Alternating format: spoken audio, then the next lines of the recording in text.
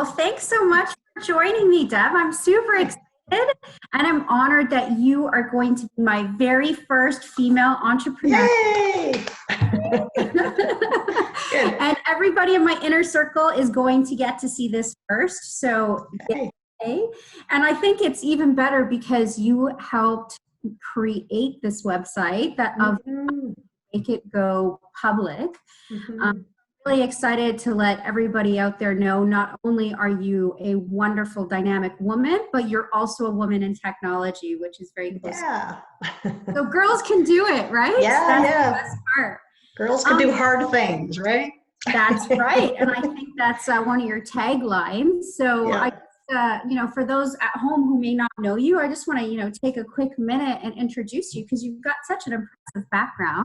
I mean, you wrote your first book in in your 20s, 27, right? Yeah. I think you finished it and it's done really well. And you went from writing your own book to being an actual corporate person, doing the whole corporate gig for many years, building a 6-figure career. Way to go, girl power. Yeah.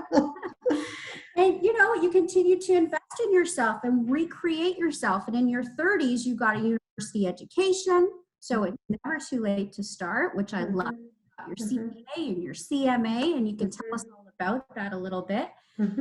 After 20 years in the corporate field, you decided you were going to go out there, get back to your roots, and play around with entrepreneurship again. Yeah. I think you did that for about 6 years before you ended up with Pinpoint Local. So, wow. Yeah. It's been a ride. Yeah. And Pinpoint Local is what brought me to you. Of course, content creator and I worked with you to put the content together, but you helped me rebuild my site. And everyone watching this, it's really cool because I built, Becky helped me build my site in, I think it was like October, November last year. And I hadn't even gone live with my business yet. And then I was introduced to you and I realized, I got to redo this whole site. I got to make sure it's search engine optimized. I'm sure it's built on your platform. You had me at hello. Yeah. That's good. I mean, That's tell awesome. us, let's just start before we even get into your business and everything.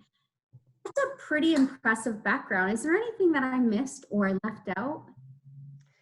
No, it's been a ride. I started as a young entrepreneur. Actually, I started in travel. So I worked in travel for the first few years. And then I went into entrepreneurship. And those, I think of my entire career, I mean, there's been a lot of rewards, but the years I spent as a young entrepreneur were very rewarding years for me.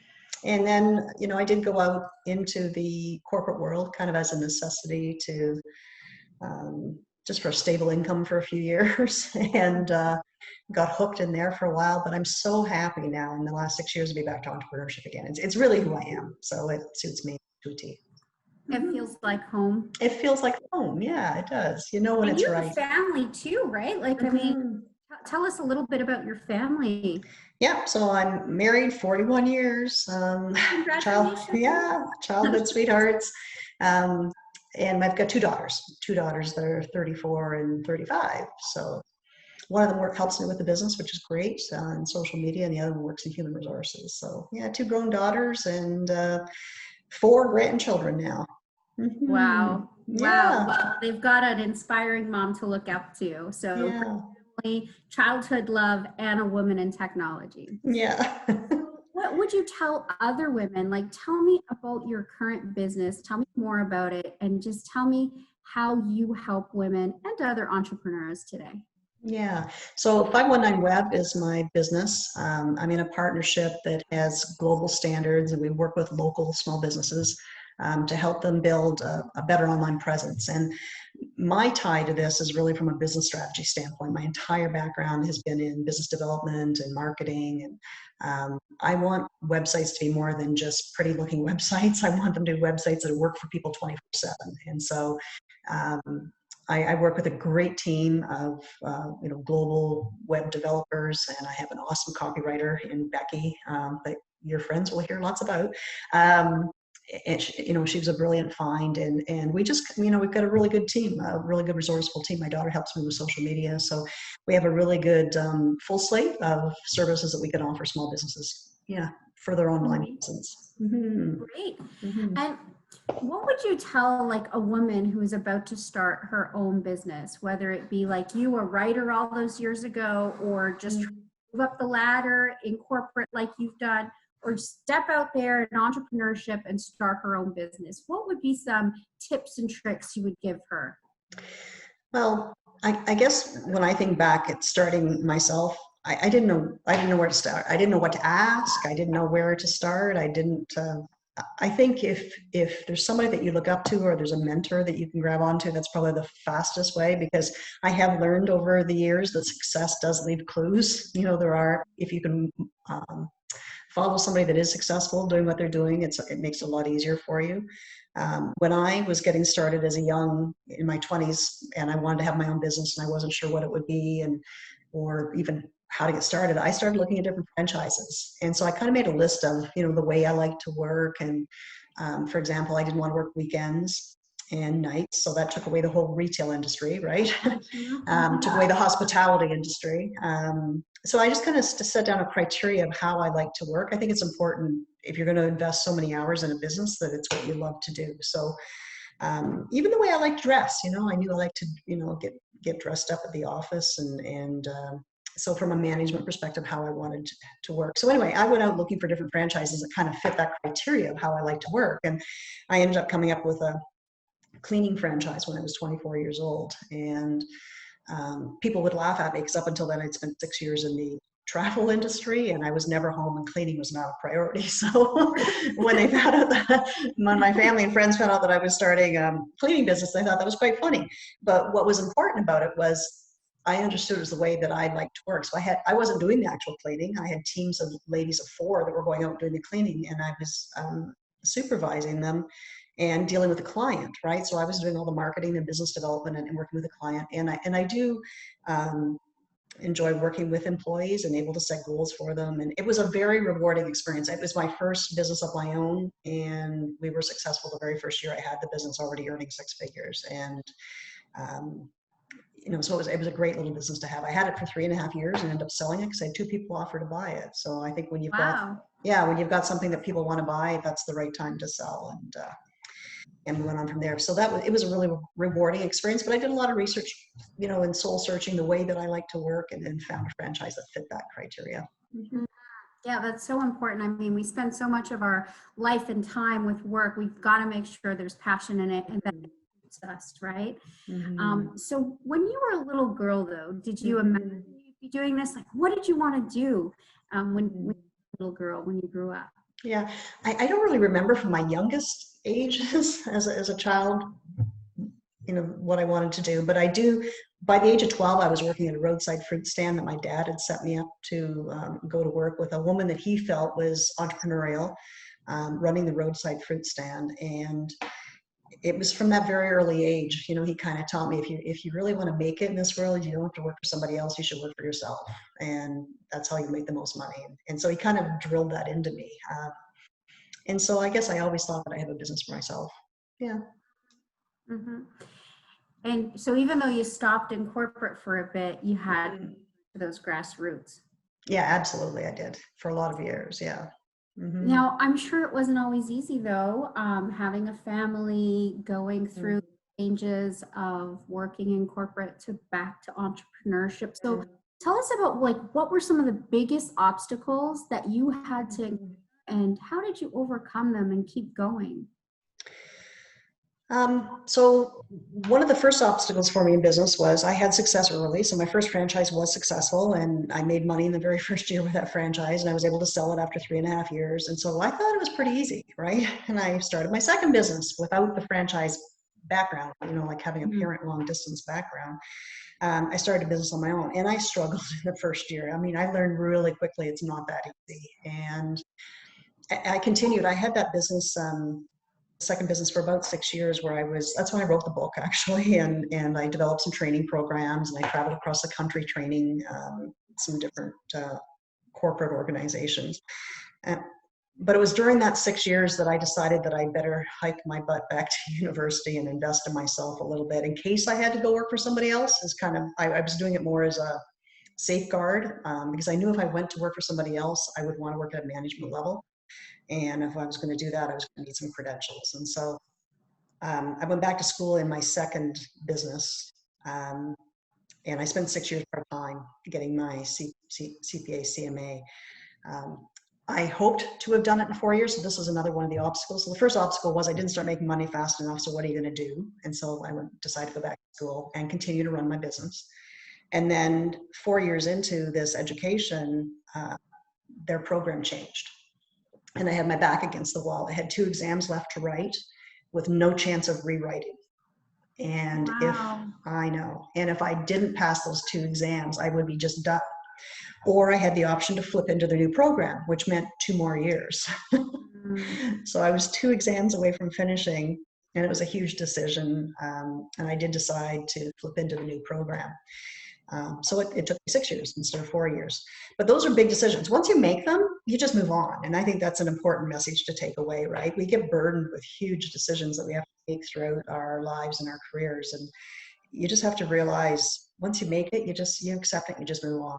And anyway, I moved on. And in hindsight, that was all great because I ended up working for the professional organization CPA. So I worked for, it was CMA Ontario at the time. And I spent the last 15 years of my career working for them. And I never would have had that opportunity had I not flipped into the new program and taken the new program. So that was one good thing from that decision. And the second good thing that happened 3 years into my career with the new organization, CMA Ontario, my husband got laid off. And we lost a 6-figure income from him, like overnight. And had I not, stepped up and got that education and had already moved into this role with CMA Ontario, it would have been devastating for him. It was hard enough to cut our income in half, but it still wasn't easy. We had 2 daughters going off to university. So those kinds of things happen in life, and you just have to learn how to get through the obstacles, right? I think what's important for everyone to know is that always will be obstacles, always, and you just have to figure out how to move through them. And what's really fascinated me about women in particular is that, it's not always the person in the room with the worst attitude that's had the most problems. Sometimes we camouflage it very, very well and pull up your bootstraps and move on and get through things. And you can't always tell, right? You can't always tell who that person is. So, yeah. Anyway, so I had some obstacles there. And then, with my husband losing his job and but you endure it. And thank goodness I'd made some decisions along the way that allowed me to be in the 6-figure income bracket and continued on. We continued on. Did you ever feel during that time like you wouldn't make it through, or you wouldn't be able to compensate for that lost income by making 6 figures? Like, you ever kind of just want to throw your hands up and, quit? Like sometimes I equate it to when I was young. My mom always says, I would stomp to my room and, slam my door and pout when I didn't get my own way. Yeah. Did you ever have those moments where you're just like, I just want to go and stomp and go to my room because I don't know if I'm going to get through this?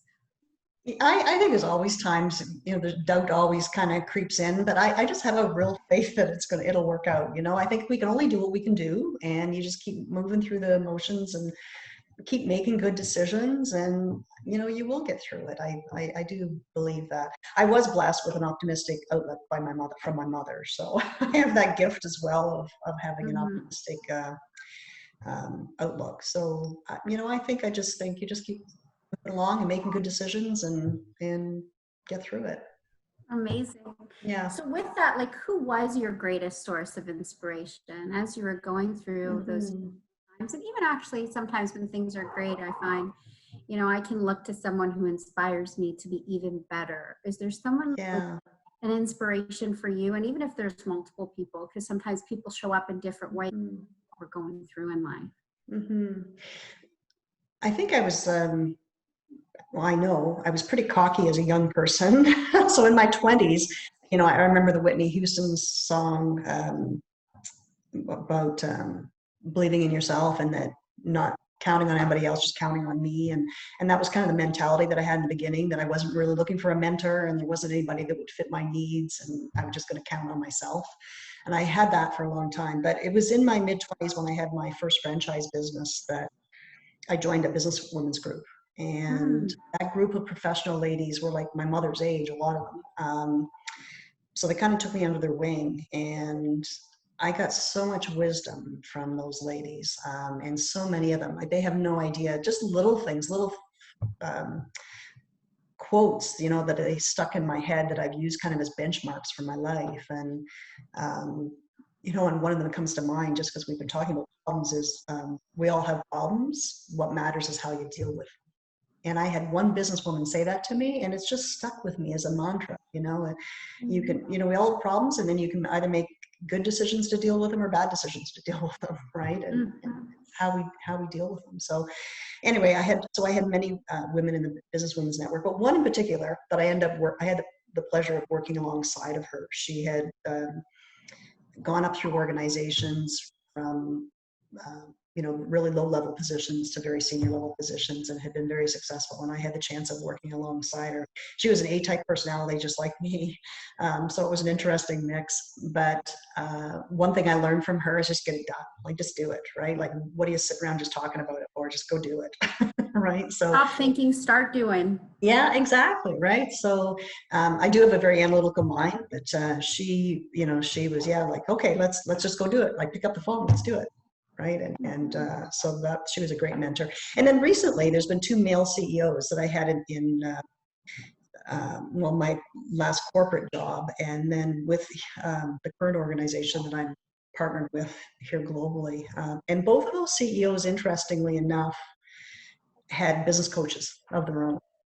And so that's taught me as well that it doesn't matter what level you are with an organization, what stage of your career you're in, everyone needs someone to be able to talk to, or some type of coach or mentor, and to bounce things off, even at the highest level, even if you're the CEO of the company. So I've had a couple of good role models just recently. I had some bad CEOs I worked for as well, but those are the 2 good ones that I'd like to be able to replicate. But they both, I just found it interesting, they both had business coaches. So what is a business coach, and what do they do for you or for those business CEOs? Like, how do they help them? Why would you get one? It's accountability, right? If you say that we're going to set out and do this, or we've set this goal, I'm setting this goal for the organization, and how are you going to roll it out? I'm going to roll it out this way. Then in next week, when you meet with me again, we're going to talk about that, right? And if you haven't done it, I'm going to want to know why. You know, why didn't it happen? What went right? What went wrong? So it's the accountability of it. One of these CEOs had a morning routine list, and 10 things to do every morning, and we would meet the next week, and he'd say, so how'd it go? You know, what were your successes last week? And then what didn't happen? And why didn't it happen? What, you know, and just that kind of accountability makes a difference. And I think that's why business coaches work. And it's not because they have all the answers, because nobody has all the answers, but just having somebody else to bounce things off of, somebody else that understands you and understands your business, and in ways that, you know, maybe a friend or a family member couldn't, for example, right? That's important. Yeah, absolutely. For me, you hit the nail on the head when you said accountability. There's so much going on in a day, and I have such big goals and aspirations, and sometimes the tactical stuff can get left behind. And so I need someone to say, have you done this? If you haven't, why not? And just, it sounds like you should be able to self-manage, and it's not that I can't, but it helps me to know that I'm going to have to show up and explain why something isn't done if it's not. Yeah, exactly. Yeah. I have a walking buddy. I've actually walked, I had a group of buddies before I moved to my new location. We walked for almost 30 years every morning, and there was 3 of us, and it took 3 of us to make it work, because one of us was always busy, it seemed. But there was that, you showed up because there was somebody waiting for you, right? And I think, yeah, that's just part of the accountability. And it's pulling out of you what's already in you. I also like how you said they don't have all the answers. No. You know, they're just guiding you on your journey, because you've got the answers within you, and they're just pulling it out, right? Or Yeah, for sure. no. Sometimes we're so close to things that we don't see the obvious, right? Where somebody from the outside, it's pretty obvious, right? Mhm. 100%. So we talked a little bit about how women inspired you when you started out with that Mhm. female entrepreneur group. Mhm. I was talking about this the other day, where sometimes women are not so lovely to other women. They don't Yeah. build them up. Sometimes you're scared to get a woman coach or to work with a woman because they're pulling you down instead of helping to build you up. Mhm. Have you ever experienced that? And like, what advice do you have for those women? Why do you think they do it? And what advice do you have for them to maybe help bring us all up instead of pull us down sometimes? Well, I had another friend, one of these women mentors, say to me, negative people will never let themselves down. They'll always find something to be negative about.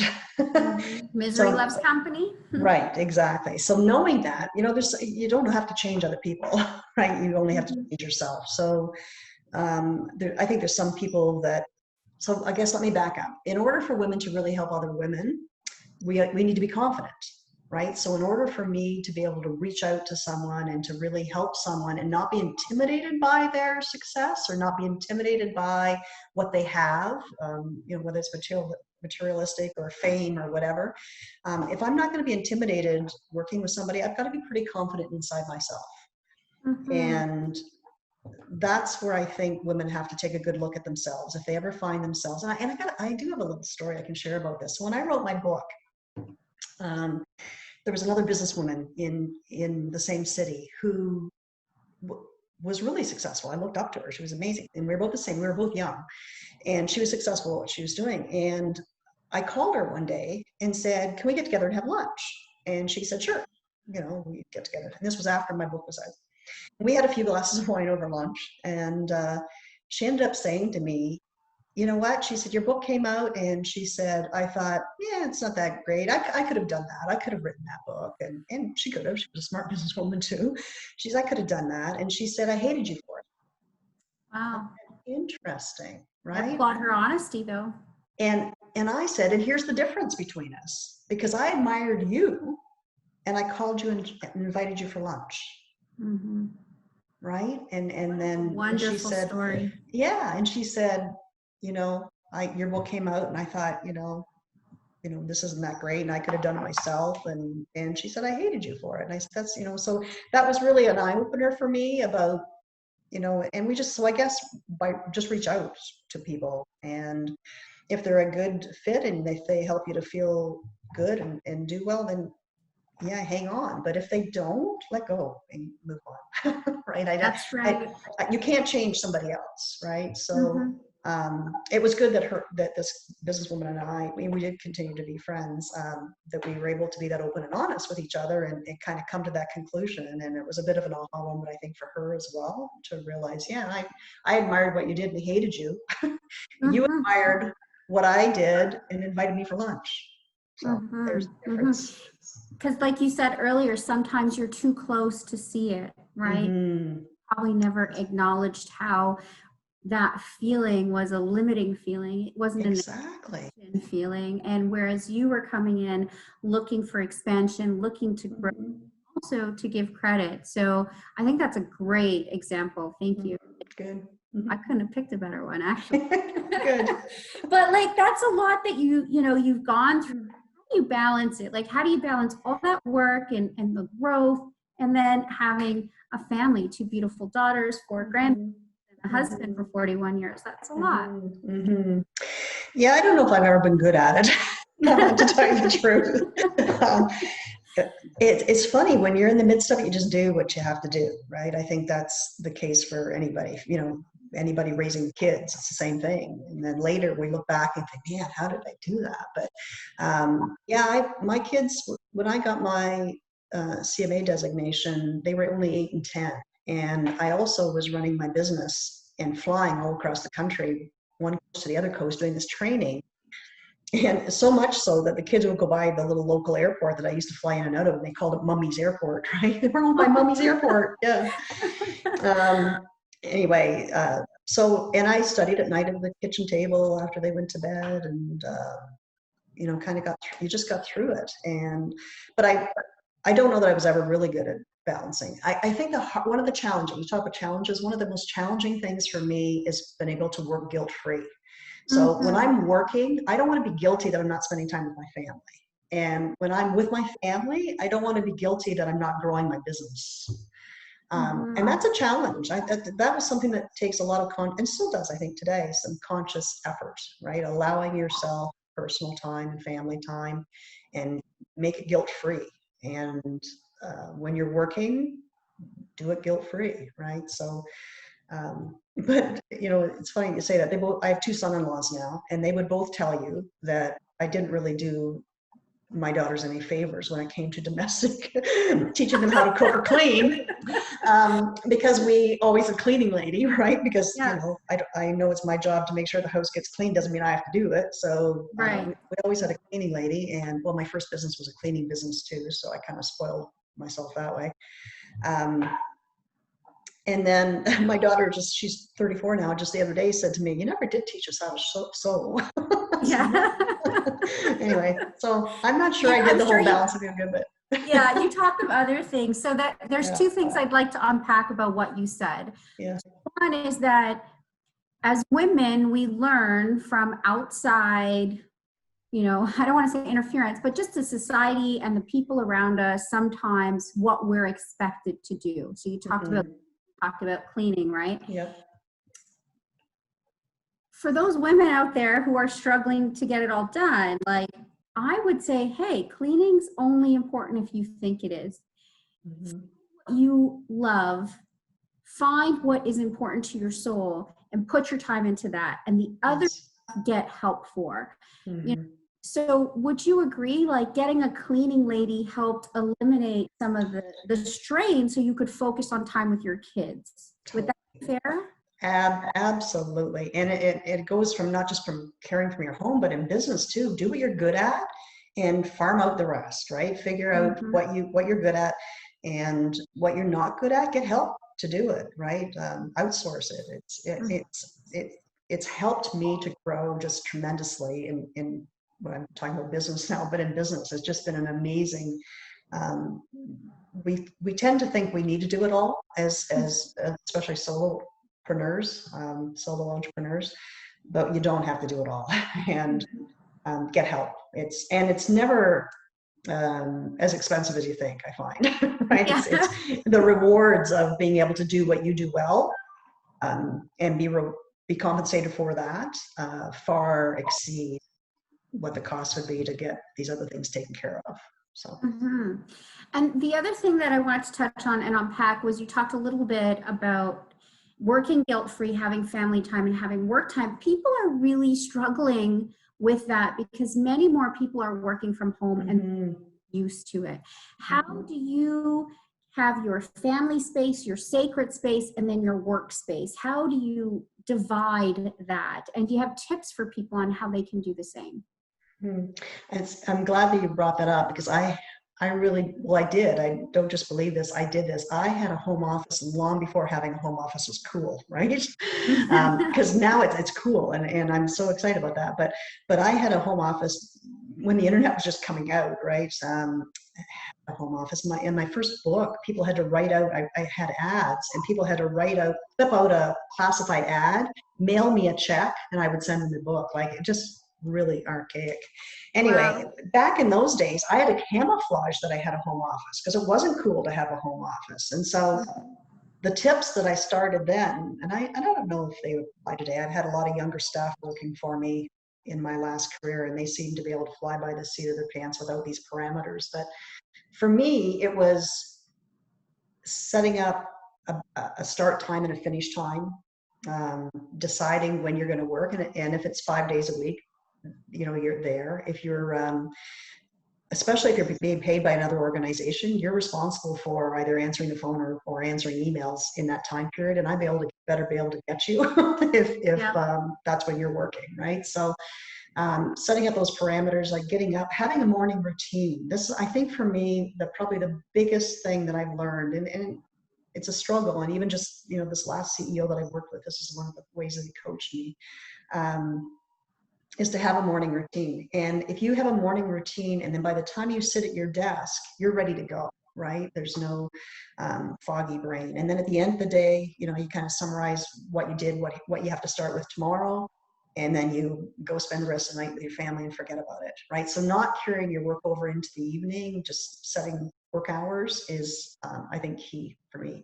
And that's got hard because now we all carry cell phones, they're right by our sides, and we're more of an instantaneous society. So it's a little bit tougher for people to do, but I still think, setting up blocks of time and not having to answer every single email that comes in at the second it comes in, finish what you're doing. And then take some time later to answer your emails is more productive. But yeah, I would say a morning routine and set up your work parameters and a dedicated workspace. But that can be anything anymore. Like I don't think that's as crucial as it was in the past. Yeah, those parameters I think are the most important part. And to be transparent, I'm still working on it because I will answer the phone at any time. So I get better at separating. I really am for that. And I guess that kind of brings me to my last question, which is like, if you could share any advice with the people watching, like what would be that one piece of advice that you would want to share? Yeah, I did touch on it, but for me, it's getting up every morning and having a routine. Whether it's exercise, yoga, meditation, learning more about your diet so that you have your, the proper breakfast, whatever your coffee routine is, whatever your morning, just set up a morning routine and try and stick to that so that before you get to your desk, you've satisfied a lot of the inner things that you need yourself first. And you're not just jumping into your email, right? You're giving yourself time in the morning to kind of get yourself grounded and established. To me, it's been a total game changer for me, is getting a morning routine set. And if you can find a walking buddy, if part of your morning routine is exercising, if you can find a walking buddy, to me, the walk talk, we call it, is as a therapeutic as the walk itself, as the exercise itself. So yeah, to me, morning routines are sacred. Okay, well, if anybody wants to be my walking buddy, please let me know. Yeah, I'm about that. I'll also acknowledge you're not supposed to check your phone first thing in the morning, and I do that, and I'm conscious of it. I'm trying to get better. So thank you for bringing that up, because your morning routine is so important. Whatever it is to do at that time before you start work. For sure. And so, thank you. I've picked up some tidbits, and it is not easy. It's not easy to be an entrepreneur and manage a family and do all of the things that you've done, whether it's working in corporate. I've done that. I know what it's, whether it is running your own business. I'm starting that. So thank you for sharing, and thank you for being part of my new business. And really excited to see all the work you've done, how that's going to move me forward. And I'm really excited to see what's next for you, because I think with your work ethic and your history, only great things are going to come. So thank you so much for your time. Yeah, thank you, Tara. And I'm looking forward to growing with you, right? So I'm looking forward to seeing you grow with your new business as well. So yeah, it's been a pleasure. Thank you. Well, until next time, with love and light. Take care. Cheers. Cheers.